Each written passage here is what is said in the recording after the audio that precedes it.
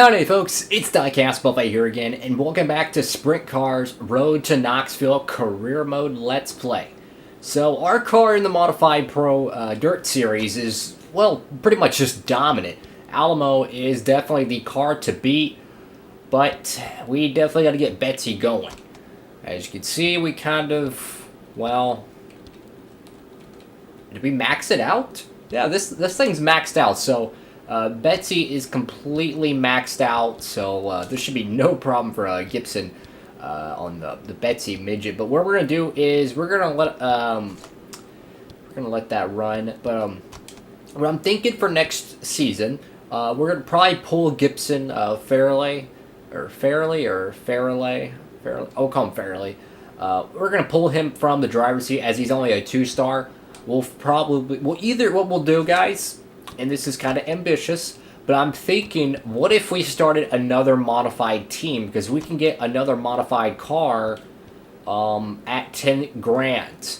So if we could get another modified car, we could pull, we could leave what's his face in the midget class, or we can move him up to modified class. I don't know. We'll have to see how that shakes out, but nonetheless, let's go ahead and get behind the wheel of our Pro Modified, skip practice, jump right into qualifying. Oh, heck yeah, I remember this racetrack. This is that Dover-looking track, man. I remember this place. So, I mean, we're absolutely dominating the Modified series, guys. Like, we really are. We are just dominating the Modified series. So I think it would be worth it to invest into a second car, because that way we could run dual sponsors and just be raking in the cash, and then we could hopefully build up a sprint car and to be able to do that. Because that's what I want to do, guys. Is the goal of this playthrough is to basically just become an overall just absolute dominant dirt team, the best dirt team, you know, like a Team Hendrick in the Dirt Series, to win the Sprint Car Championship in the Pro Series. That's kind of what the end goal of this playthrough is to hit that championship, and maybe grab a modified championship, and maybe grab a midget championship too. We're going to qualify dead last, though. Dead last. That does not make any sense, because our engine is much better than that. I want to make sure I didn't forget to repair. No, car is in a good shape, but man, we got no speed, which is crazy, because the last race, we just blew the doors off everyone. Like, our car is so much faster than everyone. I'm going to just go ahead and say it. That was probably on me, though, in that qualifying session there. Here we go. Green flag here. Oh, look at that beautiful sunset. But I know we have the horsepower.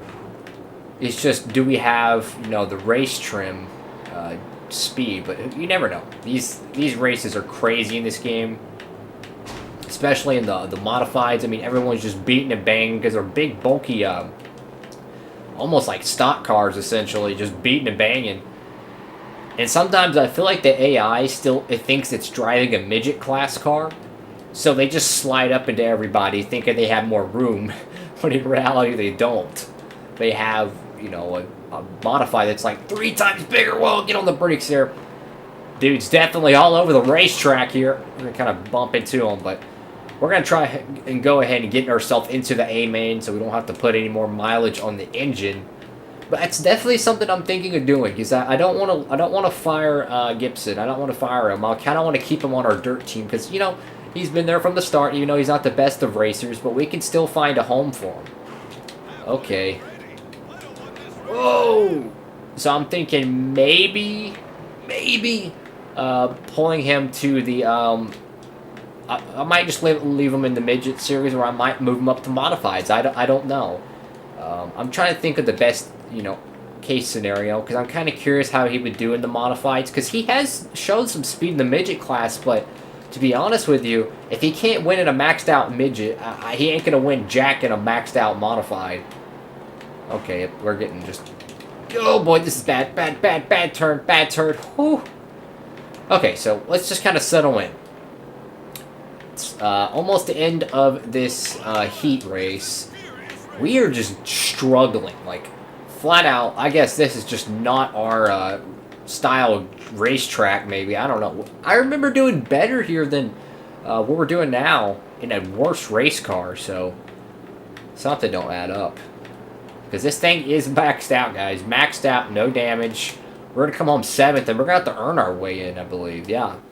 We're going to have to earn our way in the B main, so let's go ahead and jump right into it. I don't know, guys. Oh, boy.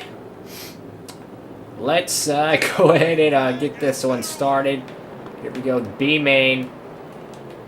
Whoa, boy, bumping and running. So we got to get top 4 in the B main. Top 4. So you know what that means. We're going to be extremely aggressive. Because if we don't get the top 4, none of this matters. But on the bright side, we are racing against worse equipment because all the top cats have already moved on. They don't have to race the B main. So we might just be able to snicker one out of here. Oh, man.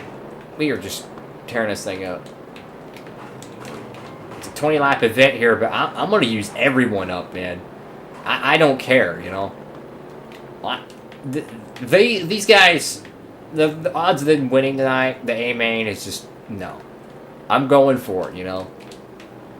I'm probably the only race car here that can win the A main, at least realistically. Because every one of these cats are going to be starting off pretty much in the dead back of the field. Plus, they haven't even qualified their way into the A main yet, which means they don't have race trim speed. So, but meanwhile, we do have the lead. It's a 20-lap event here in this, like, almost dirt-style Dover race. Really cool stuff. Really fun, you know, I just love this game, man. It's just so much fun because instead of it being like a cheap knockoff dirt racing game, which there is some cheap knockoff dirt racing games, this one it felt like the NASCAR Thunder of the dirt series. Like it just made it feel like it was a really complete dirt racing game, that it was a rags to riches type of thing. It wasn't arcade feeling. I mean, yeah, it's got some arcade elements, don't get me wrong. It's not a true simulator, but to take it for what it is, it's the closest probably console simulation of a dirt racing career that you could practically have. Of course, there's probably 100 different classes they could have put into this game for different style of dirt racing. Because, I mean, they race anything on dirt, from lawnmowers to freaking anything, Camaros. I mean, they race anything on dirt. So they could have made it, you know, they could have added 10 more series if they wanted, but the PS2 wasn't capable of that. Maybe on the Xbox One, but I would really, really like to see a dirt racing game like this return to the console generation of the modern day. I think that'd be really cool. Like a true rags to riches dirt career where you like start out as just, you know, like a rags to riches, you know, just beat up pro stock, you know, short track Saturday night racing for like $500 or something, you know, just something like really, really like grassroots. And then you work your way up, and then you get into the midgets, then the sprint cars, you know, and all that mess. I would love to see that. And I'm very happy that NASCAR games have dirt racing in it. I'm very happy about that. As we got a big contact there. That dude is just all over the place. He's just having a rough night as we're lapping the field. But I'm really glad to see modifieds, or what is it, late modifieds? Late models. Okay, I'm not a dirt racing expert, but I do know we have dirt race. I think it's the modifieds. I think that's the true term for it. In NASCAR Heat 3, I think that's the true term for it, but I could be wrong. I think it's dirt modifieds. But anyways, I like how we have that in NASCAR Heat 3. I really do. But what worries me about it is that it needs a little something extra to it. Like, it just doesn't feel grassroots yet. It needs a little extra to it. And as much as I want to believe 704 Games is really improving the NASCAR Heat, you know, series, the second, you know, generation of it, if you will, because it's been like 12, 13 years since they released one prior to NASCAR Heat Evolution. But are they really trying to make the game the best that it can be, or are they really trying to have a longevity type of company situation? Because there's a guy on YouTube, he's really, really got some good opinions on stuff. I think his YouTube name's Disco Inferno. If you haven't heard him, go check him out. He's got a lot of great topics about the NASCAR video games and stuff like that. but he talks about how 704 Games might just be holding out the best content intentionally to have years and years and years of people buying their game, essentially saying that, oh, if you buy it this year, you'll get one new feature, and if you buy next year, you'll get a new feature, instead of releasing 20 different features in one game. Anywho, it's the white flag here, but I just do think that 704 Games is intentionally holding back content, so he just hit the wall there, so they can build a long-term profitability margin, as they do have the contract, I think, for 10 years. Anywho, we have the B main not feature, but the win. We lapped half the field, so that's cool. We were definitely a very fast cat there, but we're going to get our car repaired and get ready for the A main, which is, the pay window. We only race the pro modified races. We don't race the amateur stuff. Here we go, guys. Oh, my Lord. Let's go. 30 laps around this joint. Here we go. Green flag in the A main feature. Oh, boy. So I don't think we have any shot at the championship this year. I don't think so. But what I'm thinking is that next season, Season 2, we'll actually fight for the Pro Modified Championship, as we are just getting completely demolition derbied back here by these idiots. Come on, man. I just need to get around these idiots. These people are already irritating me. But as we are, trying to enter the season halfway, essentially. That's how it was this year. Next year, we'll have a full circuit to be able to earn all the points, and we might be able to actually compete for the championship. But who knows? I don't know. I definitely would like to have a second modified for the year 2. But that means we need to get another modified. So that'll probably be our next entry. Now, who's going to drive the modified in Season 2 is going to be kind of up in the air. I don't know. Definitely want to see who we can get. I'll probably buy the second modified maybe in this episode after this event, should we get a good paycheck, because if we only get $4,000 we won't have enough. But I want to at least get our foot in the door, so to speak, so we can get that extra sponsorship money and be able to field our second car. And that's something NASCAR games need so badly, is the ability to actually manage race teams, man. Like, if you want to run a 4-car operation, this is what I would love to see, is a NASCAR game where you start your own team. You could, essentially start your team and hire, you could have, you just started your team, right? And you say, look, I want to have 4 drivers, and we're not going to run with any sponsorships. You could do that, you'll be bankrupt. And basically, if you're, go so negative in the red, basically your career's done, right? But you could essentially, start off your race team very strategically and, have 1 or 2 drivers at the start for 10-something years if you wanted, so you can build up a good engine program and all that. Or you could just flat out just go for broke, I would love to see stuff like that in the modern NASCAR games. And that brings me back to my point on 704, is I truly believe this company is holding back features so they can have a longevity, profitability. And I don't blame them. From a business sense, I would do the same thing. But as a NASCAR fan, I hate it. Because I want a fully fleshed out NASCAR game. I want NASCAR 6 and NASCAR Thunder combined. That's what I want. And hopefully we'll be able to get that this year. And that's another thing I'm really curious on, guys, is as of this recording, there hasn't been no official word on NASCAR Heat 4's features. What's going to be the big thing this year? Last year was the Dirt Series. A lot of people speculating maybe K&N, ARCA. I've even heard some stuff about Legends cards. I don't know. But what I do know is...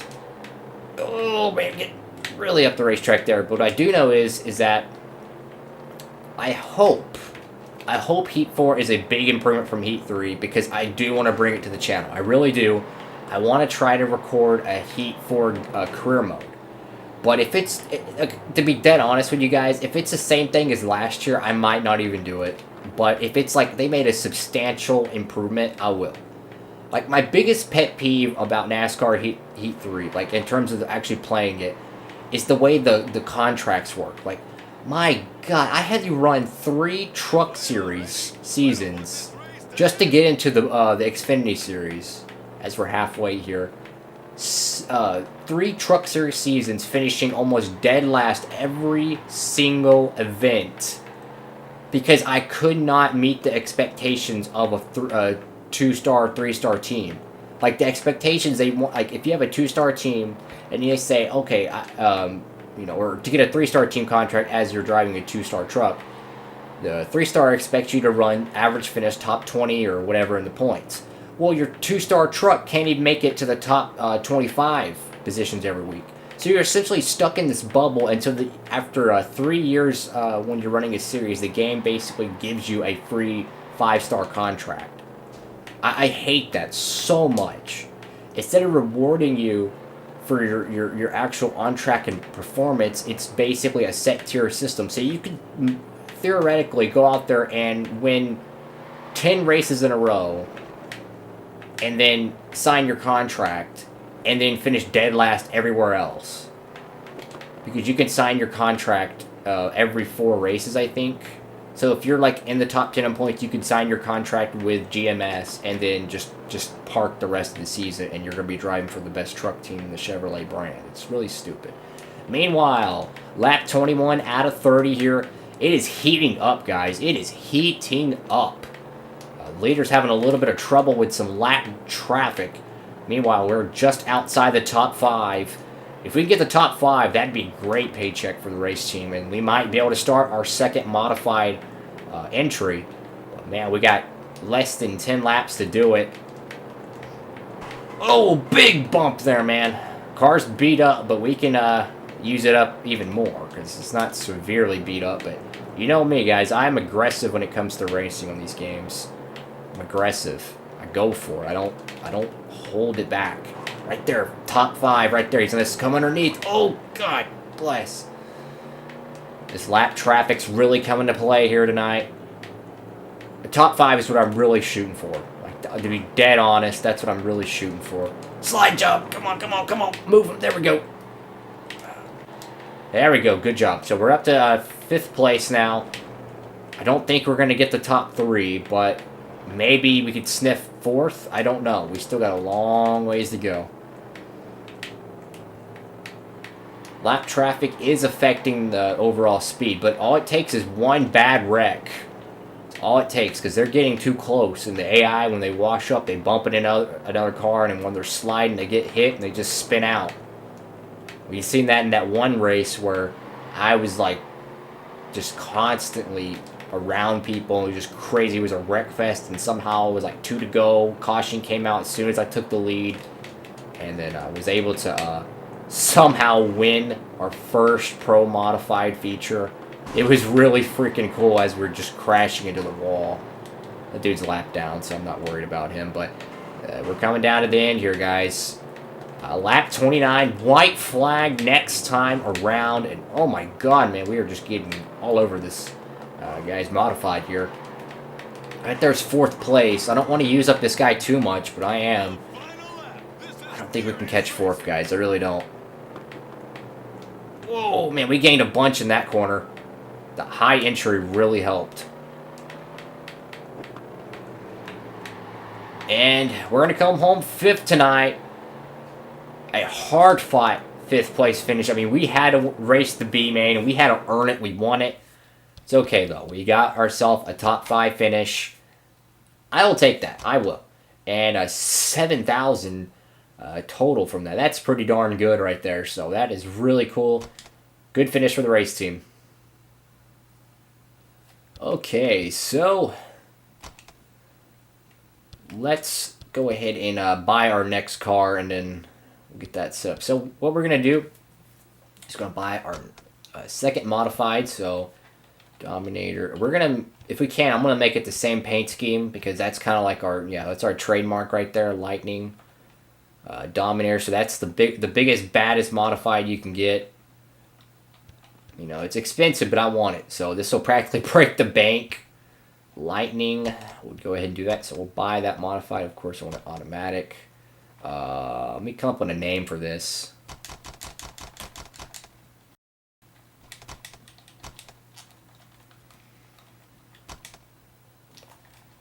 And there you have it, guys. Charlotte is the name. So $10,000 in the toilet, but we got to go sign a driver. So let's go ahead and get a new guy on the team. So we got Gibson.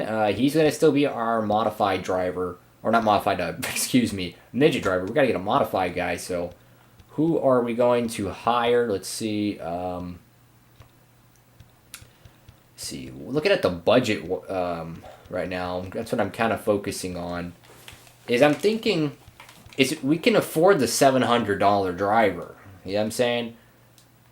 So Phil Montu seems like a pretty good entry. So he's a 3-star for 7. He got good endurance. Modified races are a long time. What about Julian Cameron? I think he has the same picture as our modified or midget driver. Let's see. I like the 700 driver. So you got Tucker. I'm gonna go with. I'm gonna go definitely with Montooth. I'm gonna go to Montooth. I mean, what kind of last name is that? That's pretty cool. So Montooth will be in Charlotte. He'd be our Charlotte car. So that's cool. So now we have our next driver on the team. So we got Gibson in our midget class, and then we have Phil Montooth, who's a new entry to Lone Star, and he will be our new modified driver. So that means in the next episode we'll be testing out 2 modifieds in the same event. So that could be good for us. It could be bad for us. I mean, we're practically breaking the bank. The sponsorship, which pays $700 an event, will cover the the financial paycheck essentially for the driver. But that's kind of where we're at for our Lone Star Dirt team. And with that ends this episode. So if you liked the video, please give it a thumbs up, and please make sure to hit that subscribe button. Thank you so much for watching. Hope you have a great one out there, and Diecast Buffet signing off.